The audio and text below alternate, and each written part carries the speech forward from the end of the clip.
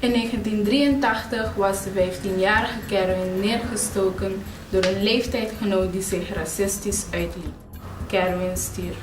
Nu, 26 jaar nadien, zijn nog tal van voorbeelden van intolerantie te noemen.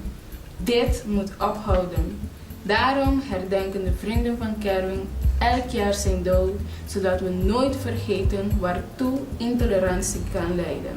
Wij verwachten u bij de herdenking op Kerwin sterfdag op 20 augustus aanstaande om 8 uur in het Vondlerpark in Amsterdam. Tot dan!